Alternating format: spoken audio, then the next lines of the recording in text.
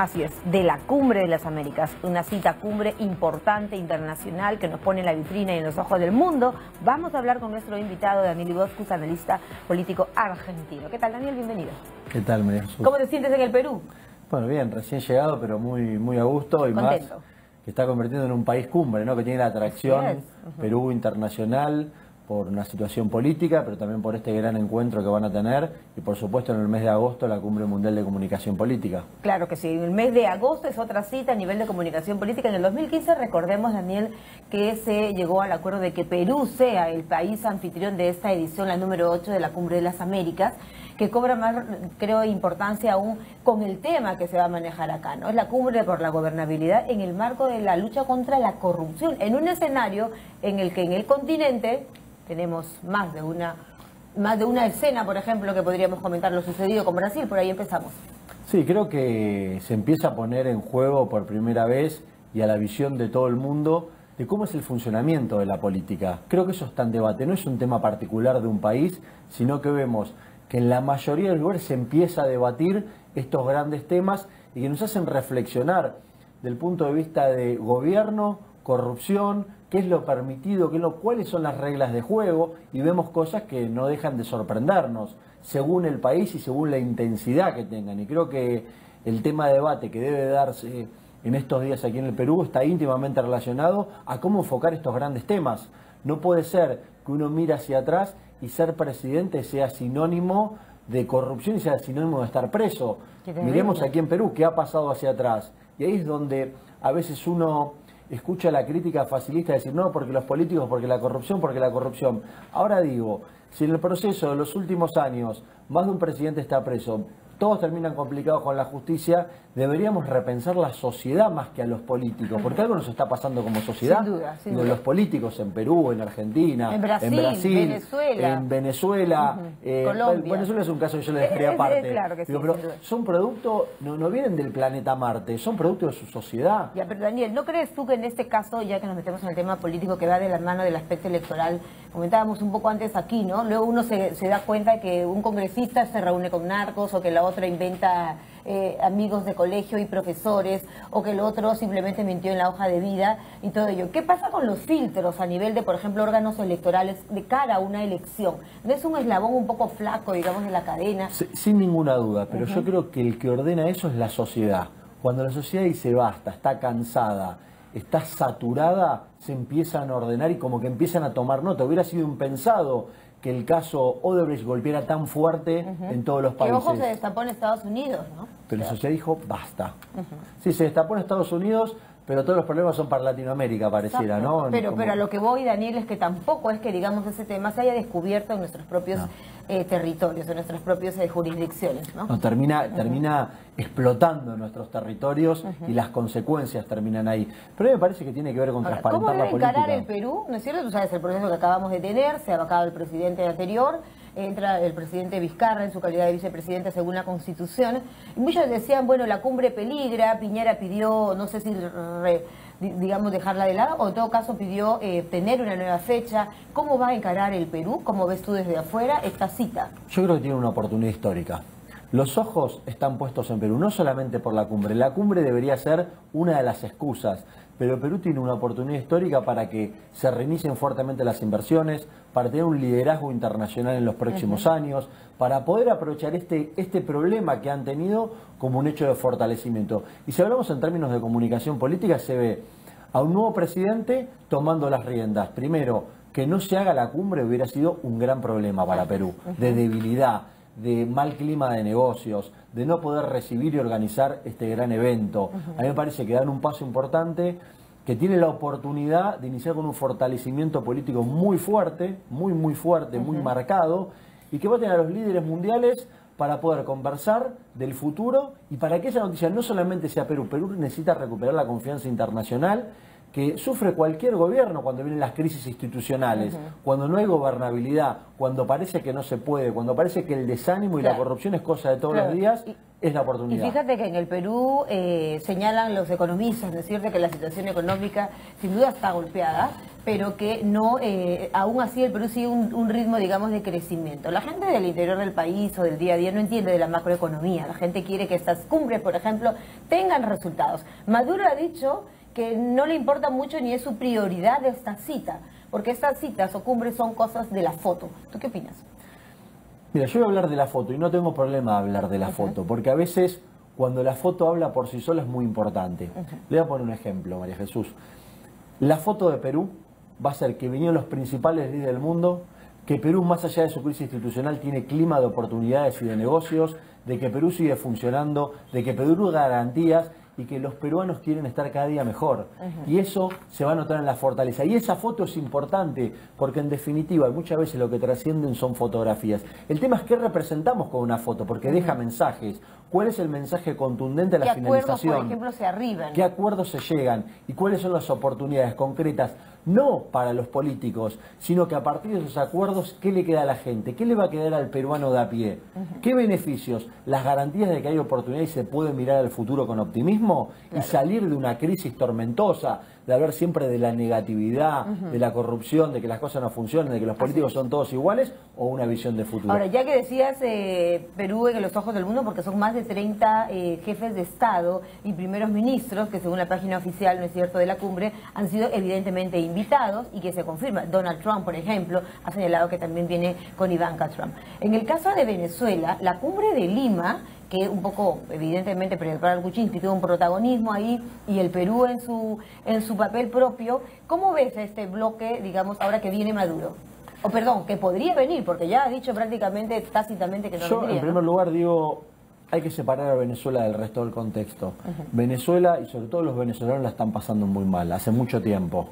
No podemos hablar de un régimen democrático en Venezuela, no podemos hablar... no hay reglas de juego en Venezuela, la gente la está pasando muy mal, es lo que tal vez uno nunca quisiera vivir, pero cuando uno comparte con los venezolanos y ve esto, la verdad que da un poco de vergüenza, ¿no?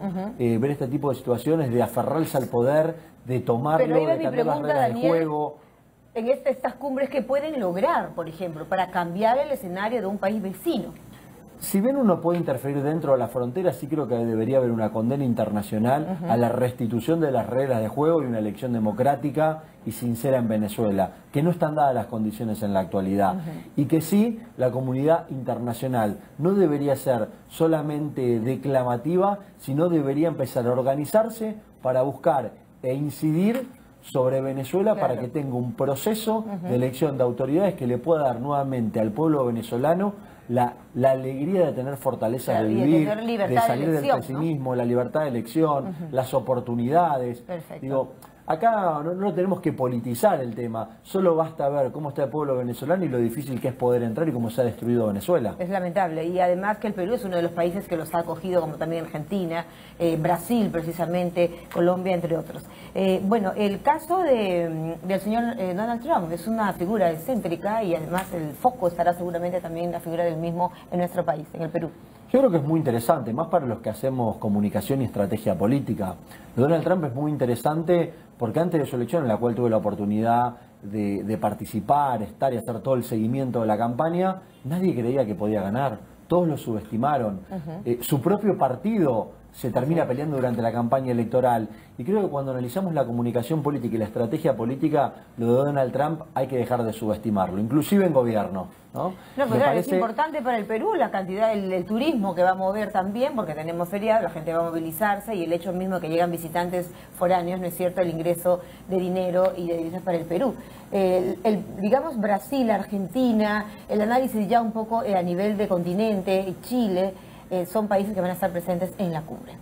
Yo creo, ¿qué esperamos nosotros? Esa fotografía le va a dar al Perú la idea de que no es un país en crisis, sino que es un país abierto a las oportunidades, que retoma el liderazgo institucional y que hay una sociedad madura que quiere un país de oportunidades. Y creo que eso es la capitalización de esa fotografía que hablábamos al principio. Evo Morales, que piensa que va a decir, bueno, va a tener la libertad en principio de expresar lo que él considera. Pero de eso se trata la democracia, no. Que vengan todos, que hablen todos, pero en el sistema democrático. Y desde mi punto de vista, lo de Maduro no está dentro del sistema democrático. No, está totalmente reñido con un orden democrático que en el Perú respetamos y tenemos. Y parece que lo ha entendido, ¿no?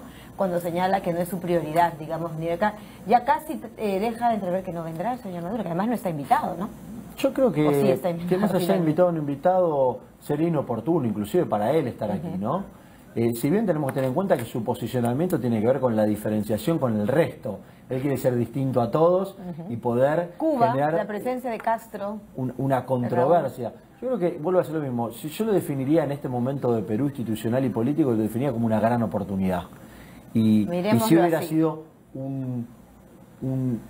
una gran debilidad o un gran problema para Perú si no se terminaba organizando. Por eso decíamos al comienzo que este es un año de cumbres para Perú. Perú pasa a ser un país cumbre y va a pasar esta cumbre y vamos a estar trabajando fuertemente en la 13ª Cumbre Mundial de Comunicación Política, que me parece que va a traer la atención de todo lo demás. Que es en el mes de agosto, ¿no? 1, 2 y 3 de agosto. Ahí junto con el grupo ICP y la Cumbre Mundial de Comunicación Política estamos llevando adelante este proyecto que es no solamente hablar de la política, sino ya poner en el eje de la discusión a los ciudadanos, cómo esos ciudadanos protagonistas toman el control, cómo se relacionan los políticos. Claro, lo que yo creo que, y te lo pregunto como analista político, ¿no es cierto, Daniel? Es en el sentido de que estas citas internacionales, probablemente de calado internacional, pero precisamente no llegan a calar muchas veces con la gente, con el pueblo. Y el pueblo se pregunta, ¿quién verifica finalmente lo que se acuerda en esta cumbre? O sea, ¿quién hace el seguimiento de la, digamos, del cumplimiento de los acuerdos ahí tomados? Por eso decían lo de la foto o no. O sea, al final, ¿quién responde ese tipo de expectativas? Yo creo que estas cumbres son para acuerdos grandes, ¿no? Para los grandes acuerdos y las grandes reglas de juego. No son cumbres para la gente.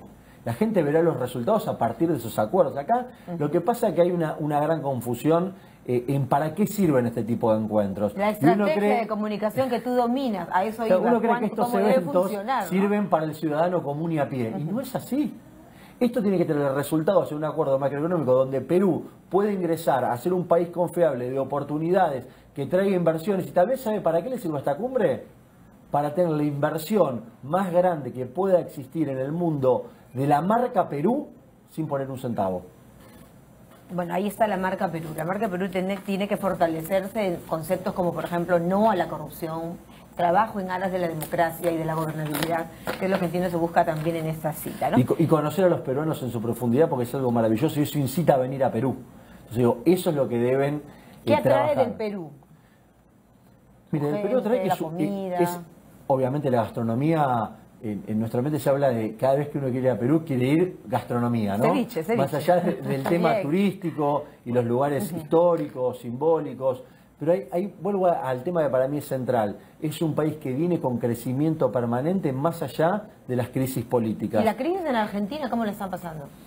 Bueno, Argentina tuvo su gran crisis en el 2015, ¿no? Que es un quiebre entre un gobierno que se iba y quería quedarse y un gobierno que viene y hace en los primeros 2 años un montón de cambios y donde la ciudadanía todavía no ve de manera directa los beneficios. ¿Está salpicado a Argentina?